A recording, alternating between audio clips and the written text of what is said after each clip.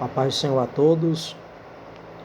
Vamos meditar em um texto que está inserido no livro de Mateus, capítulo de número 2. Vamos fazer uma reflexão e uns pensamentos a respeito desse texto. Capítulo 2, verso 1 diz assim: Tendo nascido Jesus em Belém da Judéia, no tempo do rei Herodes, eis que uns magos vieram do Oriente a Jerusalém. O verso 9 diz assim: E tendo ele ouvido o rei, partiram. E eis que a estrela que tinha visto no Oriente ia adiante deles, aonde estava o menino. E vendo eles a estrela, alegraram-se muito com grande júbilo. E entrando na casa, acharam o menino com Maria sua mãe, prostraram-se e adoraram, abrindo os seus tesouros, lhe ofereceram dádivas, ouro, incenso e mirra. Esse texto é um texto muito conhecido, porque se trata daquele período em que os magos vêm para oferecer a oferta que eles tinham para Jesus. Esse capítulo 2, ele nos apresenta a respeito do período em que Jesus havia nascido. O capítulo 1 que nós lemos, ou versículo 1 que nós lemos, fala que tendo nascido em Jesus, em Belém da Judéia, no tempo do rei Herodes. Eu acredito que já é de clichê, né? Já é de conhecimento de todo mundo, daqueles que são estudiosos a respeito da trajetória deste governante chamado Herodes. Esse governante chamado Herodes se tratava de Herodes o Grande. Era o período do reinado de Herodes o Grande, que tem aí a variedade dos nomes, né, a respeito de Herodes, Herodes Antipa, Herodes Agripa, só que nesse período era Herodes o Grande. Esse Herodes o Grande, ele governou na Judéia, no ano 37 ao ano 4 a.C. Quando você vai pesquisar a respeito dele, você vai observar que a história cita que ele adotou para si a religião judaica, que ele era um idumeu, né? E sendo ele idumeu, ele adota a religião judaica e praticamente tem um estilo de vida num padrão religioso, naquele quesito entre aspas.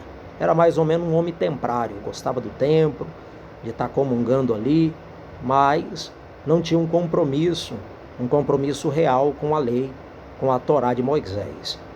Quando você observa a respeito deste homem, você vai ver que Herodes ele praticou algumas obras.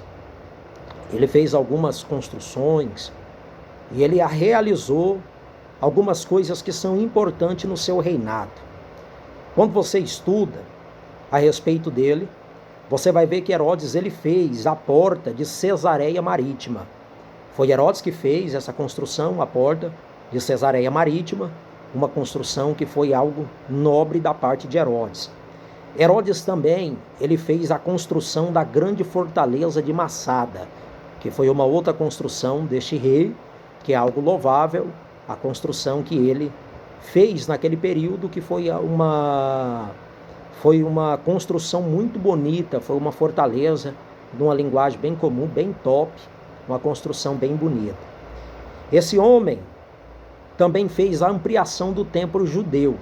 Foi esse Herodes aqui que fez ampliação do templo judeu para os judeus, aquela construção a respeito do templo, aquela coisa bonita, e fez um templo muito chique, que essas são as obras feitas por este homem, por nome de Herodes o Grande.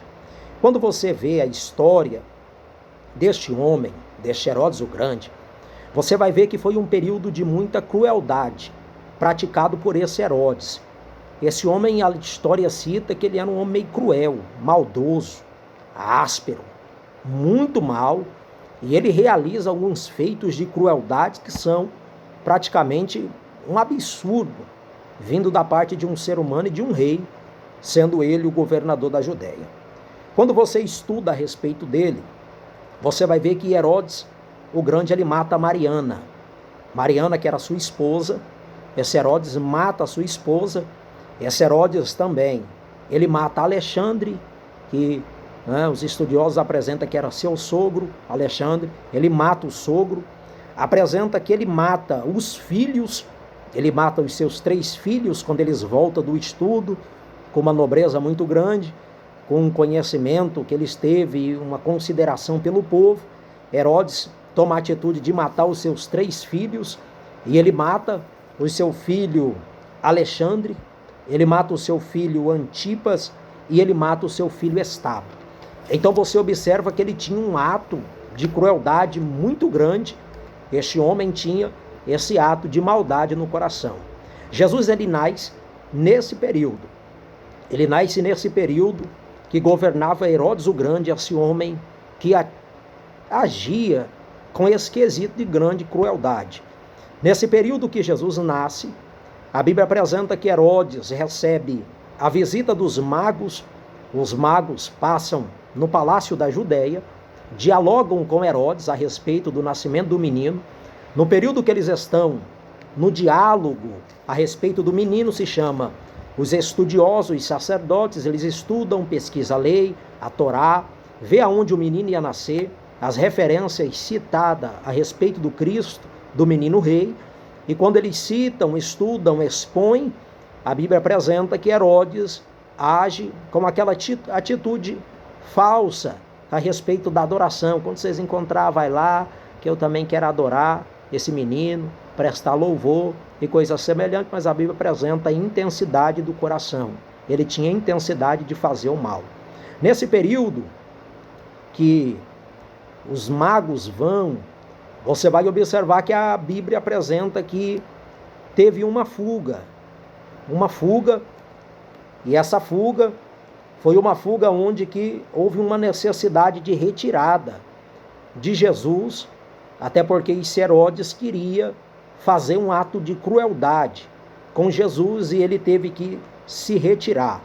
Logo após os magos adorarem, vem o anjo de Deus, fala com José, José foge com o menino e eles vão para o Egito para Herodes não acabar com a vida do menino Jesus.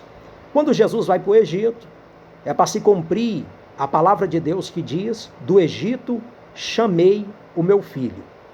Quando você pensa sobre essa questão do Egito, você vai observar que a apresentação atual sobre o Egito, ele traz um simbolismo daquilo que se traz ao mundo, um simbolismo mundano. Você vai ver que as expressões sobre o Egito é o mundo, aquele que está no Egito, aquele que está perdido, aquele que está, e assim sucessivamente exposto pelos evangelistas que pregam, anunciam, palestram e falam da palavra de Deus. Mas o Egito foi um ambiente que recebeu alguns homens de Deus. Quando você estuda Gênesis, capítulo de número 12, o verso 10, você vai ver que Abraão, ele foge da fome e ele vai para o Egito. E quem recolhe Abraão ou acolhe Abraão foi o Egito. Então o pai da fé se acolheu no Egito, caçou refúgio para se alimentar. Você vai ver também que foi refúgio de Jeroboão, logo após o profeta Aías profetizar para ele, em 1 Reis, capítulo de número 11, e o verso de número 40, você vai ver que Jeroboão, após a profecia, ele também vai para o Egito acolhe a este homem por nome de Jeroboão. Você vai observar também em Jeremias, capítulo 43, você vai ver que também foi a habitação de Jeremias, foi a fuga de Jeremias. Jeremias, ele foge e ele habita em Táfnis por uma temporada. Então também foi um ambiente onde recebeu a Jeremias e foi um ambiente onde também recebeu a Jesus para se cumprir a palavra que diz: do Egito chamei meu filho. Então essa expressão do Egito é apresentado como mundo, mas na realidade se trata de uma nação, de um povo, que no período havia um poder aquisitivo e uma força até expressiva naquele período, e como que era uma nação, que era uma potência mundial na época, os homens se refugiavam no Egito então não tem essa questão do simbolismo no mundo como apresentação dos evangelistas e pregadores. Eles apresentam como mundo, mas Jesus, segundo a Bíblia, o do Egito, Deus chama o seu filho. Então Jesus foi recebido e acolhido no Egito, no período da fuga até a morte de Herodes. Quando você observa esse texto, você vai ver que nós citamos a apresentação dos magos. Esses magos que vieram do Oriente, e aí se trata de uns estudos a respeito deles, que é uma questão muito grande, e a gente não vai entrar aqui, mas tem alguns estudos a respeito deles. Uns dizem que era 3, apresentam os nomes dos 3, já outros citam que são mais de 3, outros que são menos de 3, aí vira uma controvérsia teológica e uma guerra no campo das ideias que a gente não quer entrar. Mas a Bíblia apresenta que veio os magos. Eles citam que eram 3 por causa das 3 ofertas, mas ao certo não se sabe quantos são. Mas vêm os magos, e esses magos vêm para oferecerem as ofertas ao Senhor. Eles vão oferecer, segundo a Bíblia, eles vêm para oferecer, e eles oferecem as suas dádivas, os seus tesouros. O primeiro, ele vai oferecer para Jesus o ouro.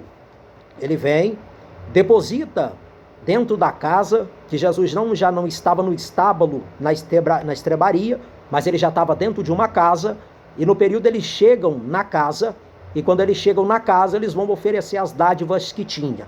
O primeiro oferece o ouro. Ele oferece o ouro, e aí entra a questão do estudo a respeito.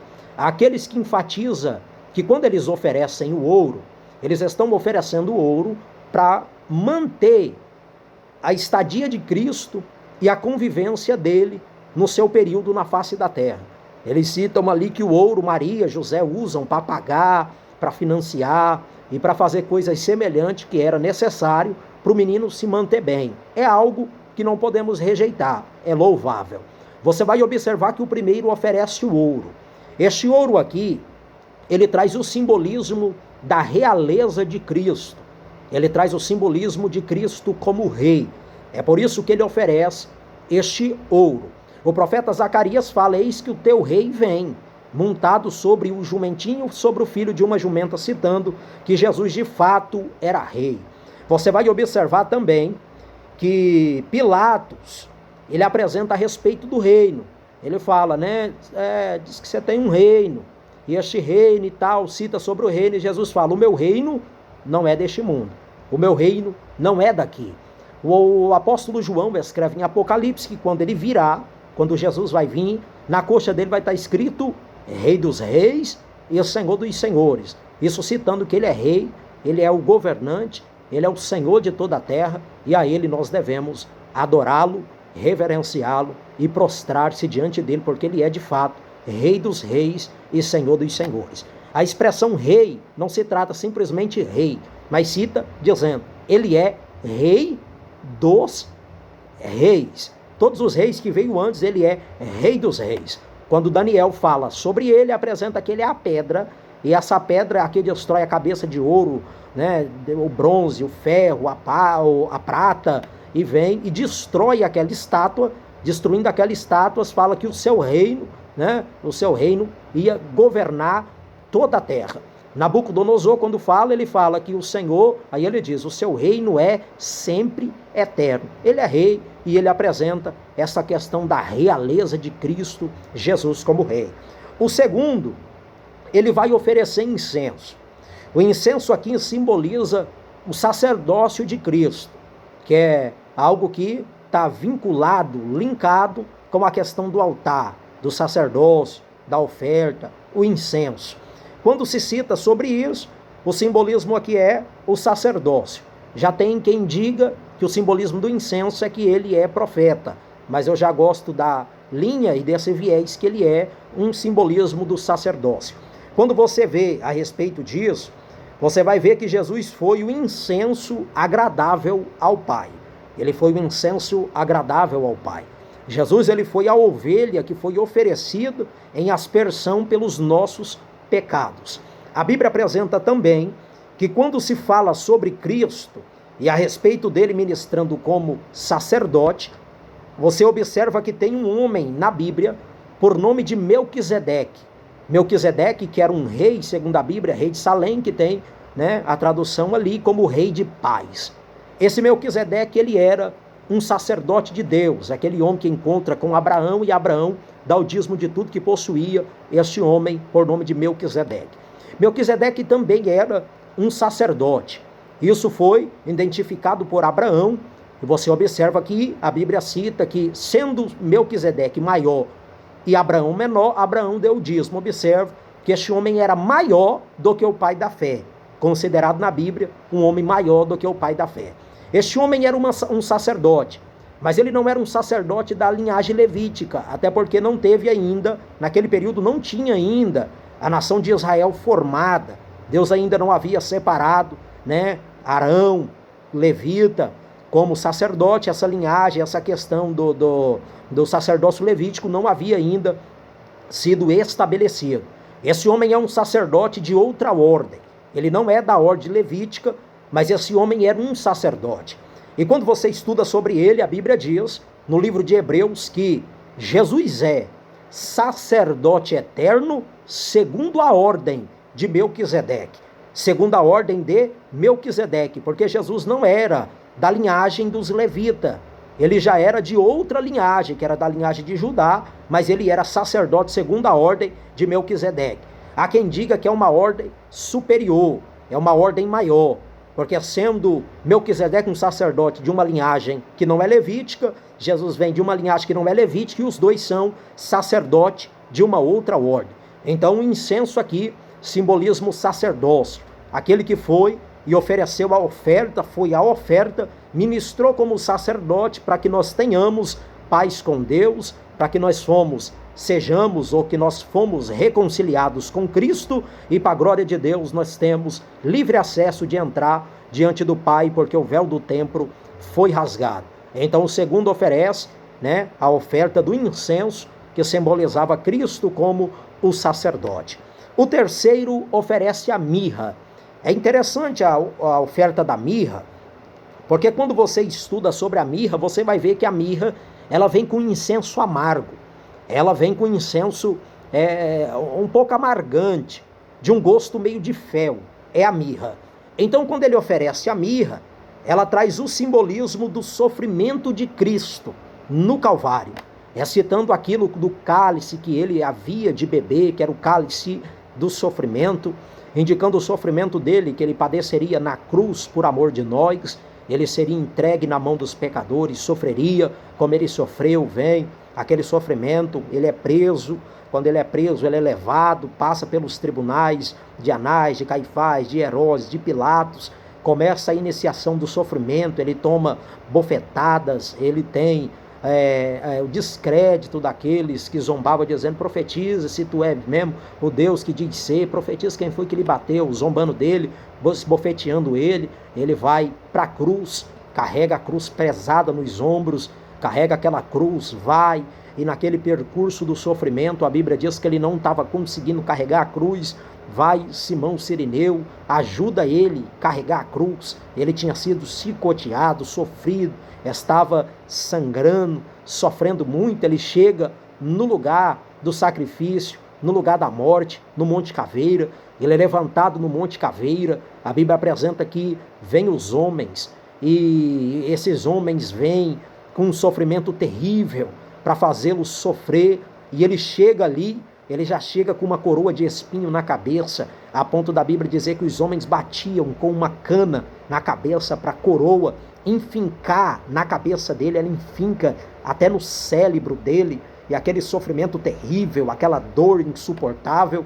Quando ele chega na cruz, vem os carrascos com muita maldade, fura as mãos dele com prego, fura os pés dele com prego. Ele é erguido, levantado na cruz. Quando ele é levantado na cruz, está os sacerdotes zombando dele, olhando e dizendo: se ele é o Cristo, salva-te a ti mesmo. O sacerdote ri, o ladrão fala: se ele é o Cristo, salva-te a ti mesmo, salva também a nós. E aquela descrença. Mas foi na cruz que ele consumou a eterna obra da salvação, quando ele deu brado dizendo: tetelestai, está consumado, a obra da redenção, da salvação. E foi ali que Cristo nos transferiu do reino das trevas e nos transporta para o reino do Filho do seu amor. Foi ali que Cristo, segundo Paulo, ele se fez maldição por nós, porque cita a Bíblia dizendo: maldito todo aquele que for pendurado no madeiro. Cristo se faz maldição por nós. Foi na cruz que ele nos comprou com o seu precioso sangue. Ele não compra com ouro, não compra com prata, não compra com bronze, ele não compra com dinheiro, com força aquisitiva, mas ele compra com o seu sangue jorrando na cruz. Ele nos compra na cruz com o teu sangue e ele nos faz uma linda promessa dizendo: eu vou voltar, vou preparar lugar e vos levarei para junto de mim mesmo. Esse Cristo sofredor, esse Cristo que teve essa morte de cruz por amor a você, nessa noite ele está apresentando para você o sofrimento dele. Ele vem como o rei, apresentado como ouro. Ele vem também como incenso, apresentado como sacerdote. Ele vem também com o simbolismo da mirra, expressando o sofrimento que ele havia de sofrer. Então esse texto nos retrata a respeito desse pensamento, esse texto nos retrata a respeito dessa questão, dessa oferta que apresenta esse simbolismo do sofrimento de Cristo. Então fica com essa palavra, que Deus abençoe a sua vida, lhe dê paz ao coração e que você venha meditar, pensar e ver o sofrimento de Cristo, o que Cristo sofreu, pensar também na crueldade do Herodes o Grande, da crueldade deste homem e se alegrar pelo fato ocorrido e por esse texto lindo que Jesus nos usou para apresentar ao seu coração. Fica com Deus, a paz do Senhor e receba um abraço em nome de Jesus. Amém. Tá bom? Glória a Deus.